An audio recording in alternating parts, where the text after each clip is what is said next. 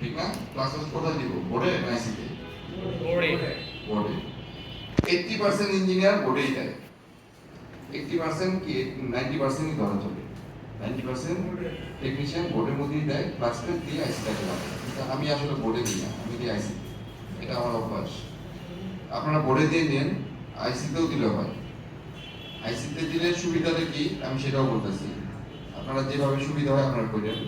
আইসিতে দিলে সুবিধাটা হচ্ছে আমার বোর্ডটা নোংরা হয় না, বোর্ডে ফ্লাক্স পেসটা কম করে।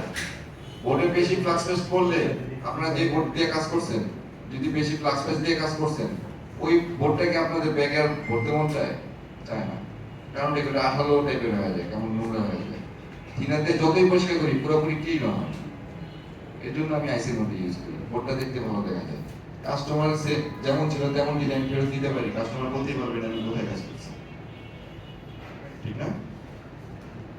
এই কিছু নিয়ম যদি আপনারা মেনে চলেন, আপনারাও এরকম ভালো কিছু করতে পারবেন। যেমন এই যে এটাকে আমি একটু শূন্যের মধ্যে রেখে তারপরে হিট দিচ্ছি, বলগুলো আর একটু সুন্দর হয়ে গেল, লেজি হয়ে গেল। ঠিক না? লেজি হয়ে গেল না? জি স্যার।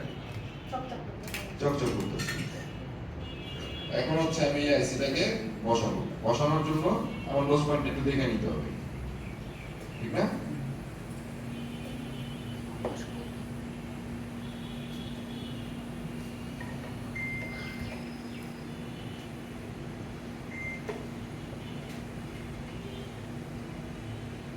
দেখেন তো নোজ পয়েন্টটা কোথায়?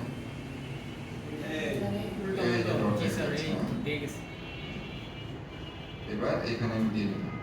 এই যে আমি এখানে দাগ দিয়ে রাখছি, এই যে নোজ পয়েন্ট, এই হচ্ছে আমি আইসিটাকে একটু অ্যাঙ্গেল করেই বসাইলাম, একটু অ্যাঙ্গেলে রাখলাম। হ্যাঁ, মাপ মতো রাখলাম, একটু বাঁকা রাখলাম।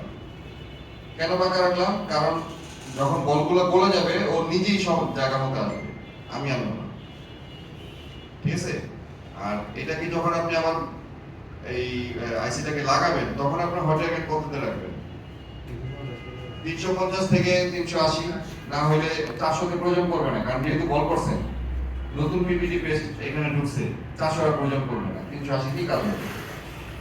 350 থেকে 380 রাখবেন। আর বাতাস আপনার রিবোলিং এর সময় 3 থেকে 4 করছিলেন না, 3 থেকে 4 এ রেখেই রাখবেন। কারণ খোলার সময় কিন্তু আপনি 5 থেকে 7 এ রাখছিলেন, লাগানোর সময় এত বাতাসের প্রয়োজন নেই, কারণ এখন পিপিটি আমার নতুন, আমি অল্প হিটে অল্প বাতাসে আমি লাগাইতে পারবো এবং আইসিটা নড়বেও না। তাহলে আমার কি করতে হবে? বাতাসটা 3 থেকে 4 করে নিতে হবে। এবার আমি হটের গানে এটা ঠিক মিডল পয়েন্টে হিট দিব, তাহলে আইসিটা নড়বেও না। মিডল পয়েন্টে যদি হিট দিই মানে আমার হটের গান একবারে মাঝামাঝিতে থাকবে আইসি।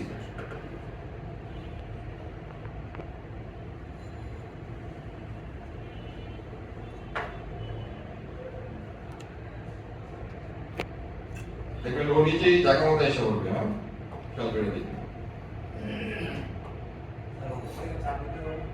না, এটা বল চাপ দিলে বল সব বের হয়ে যাবে। এই আসছে, এই দেখেন এই যে আসছে, ও নিজে নিজে আসছে, দেখছেন? দেখলে মনে হবে কি যে জাদু। ঠিক না? এরকমই মনে হয় না?